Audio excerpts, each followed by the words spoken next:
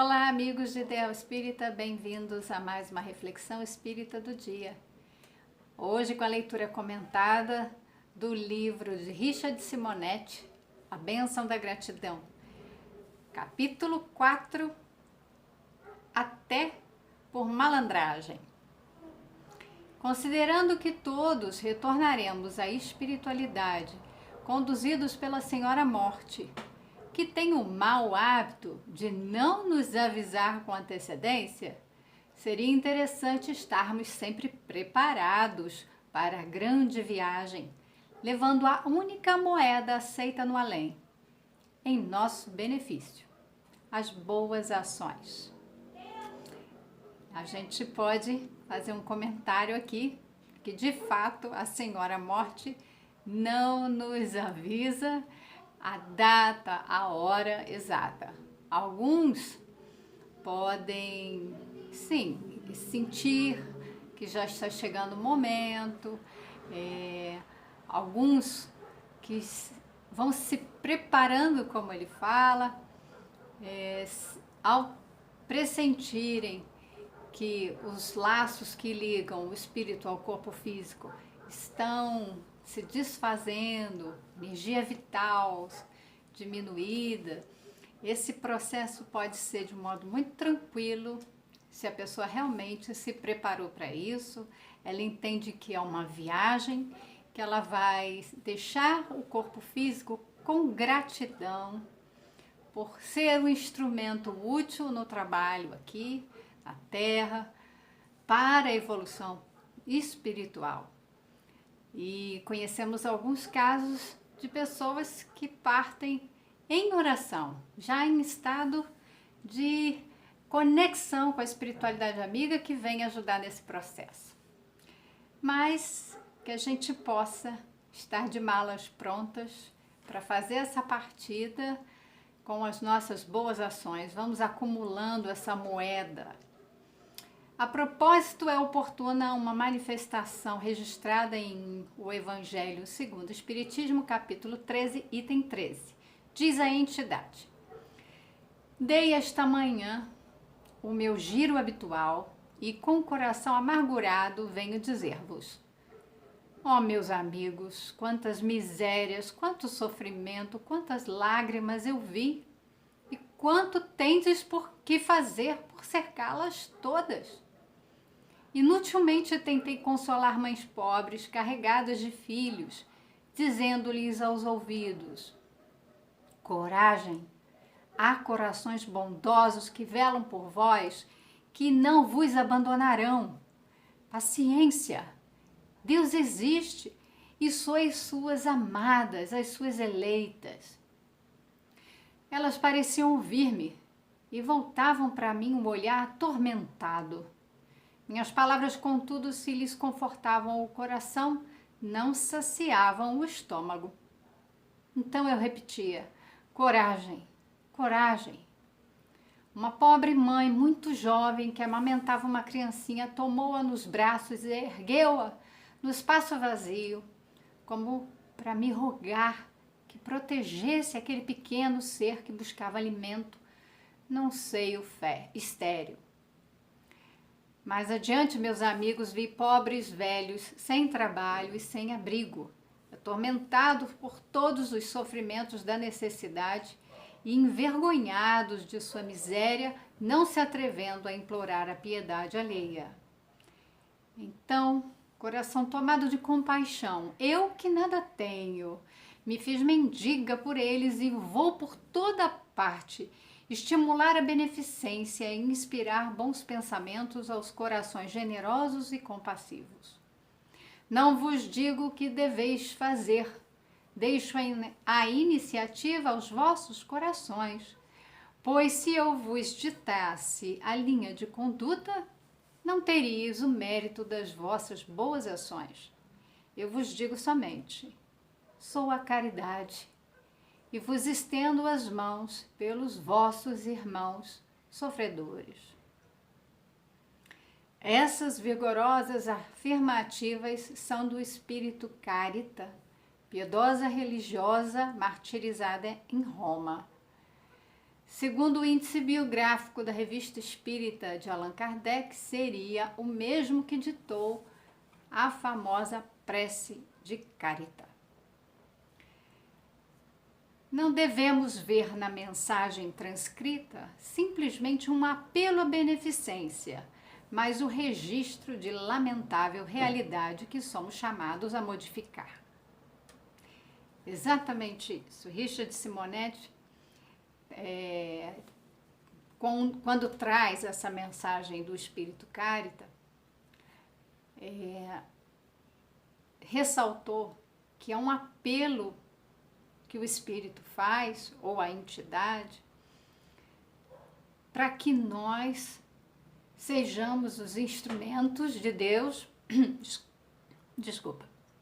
os instrumentos de Deus para cuidar do nosso irmão, que é um espírito filho de Deus como nós, mas que se encontra numa condição aqui encarnado diferente da nossa e que são carentes, né, são necessitados de amparo, seja físico, seja psicológico, emocional. Alguns precisam simplesmente de oportunidade de trabalho, um emprego, para que eles possam, sim, ter as condições de sobreviver sem ter que ficar pedindo pela piedade alheia.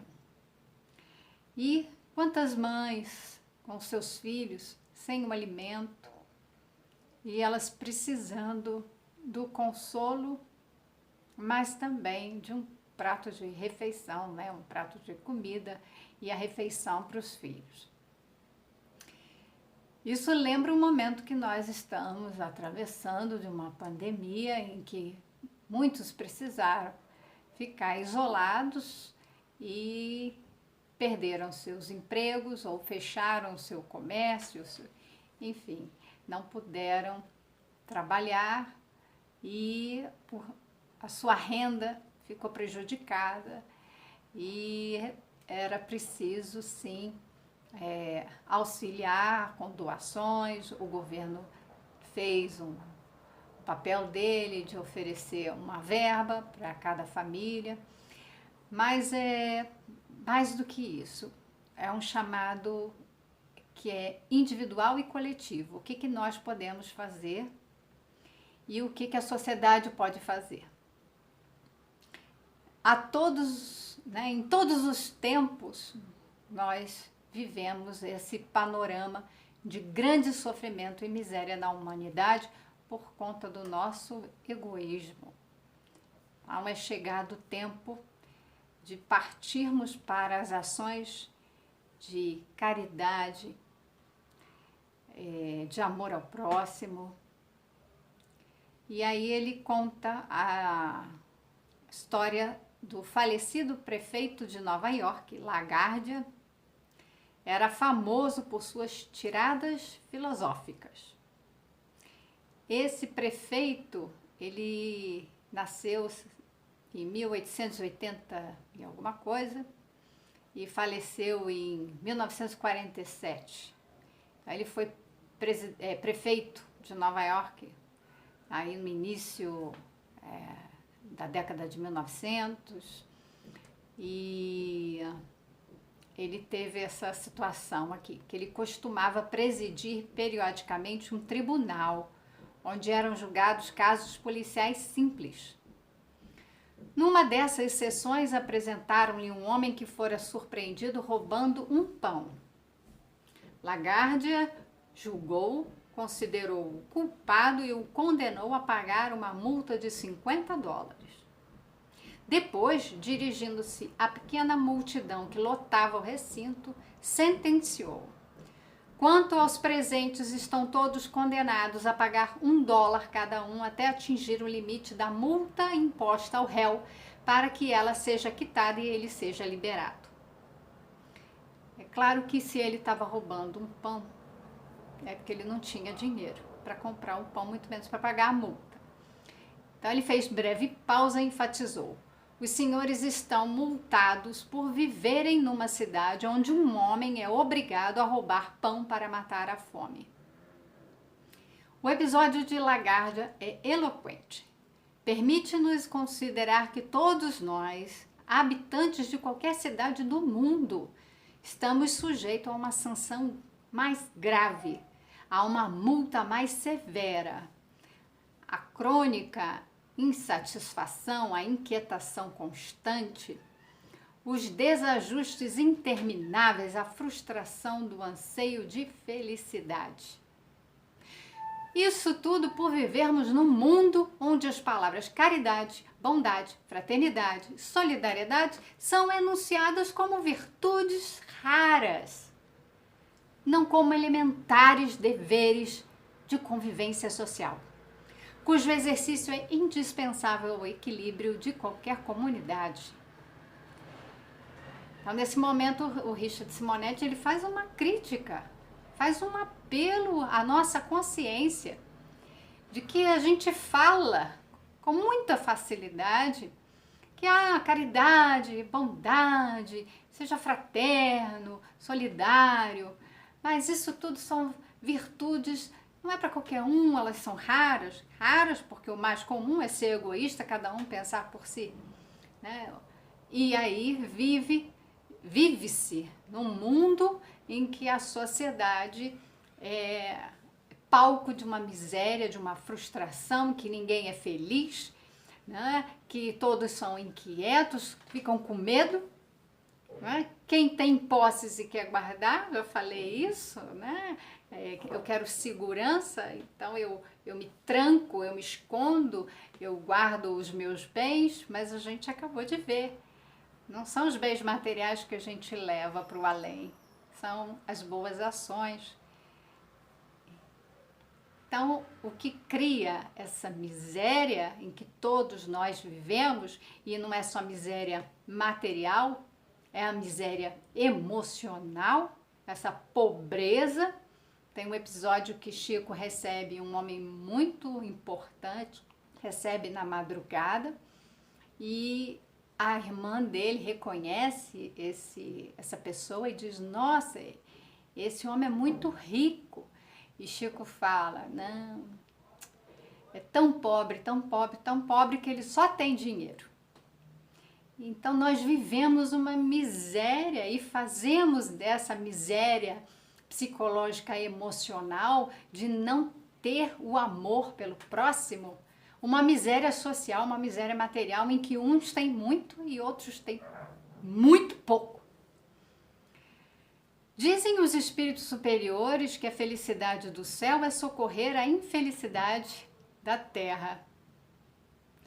A felicidade do céu, a felicidade dos espíritos bons, que amam, já aprenderam a amar, é poder ajudar os infelizes da terra. Diríamos nós que somente à medida que nos preocuparmos em socorrer a infelicidade da terra é que estaremos a caminho da felicidade do céu. Não há alternativa. Podemos estar isolados da multidão aflita e sofredora, e realmente estamos nesse momento. Podemos estar isolados e ver o mundo pela janela e ver os aflitos, sofredores, doentes pela janela, mas jamais estaremos bem, porquanto a infelicidade é o clima crônico dos que se fecham em si mesmo. Por isso que se fala de uma atmosfera pesada, em que os pensamentos de angústia, de medo, de infelicidade. A felicidade não é estar circulando livremente pela cidade comprando tudo o que se quer. A felicidade é poder todos nós estarmos em harmonia com as leis divinas. Isso é conquista do espírito já amadurecido. Mãos servindo são antenas que estendemos para a sintonia com as fontes da vida e a captação das bênçãos de Deus.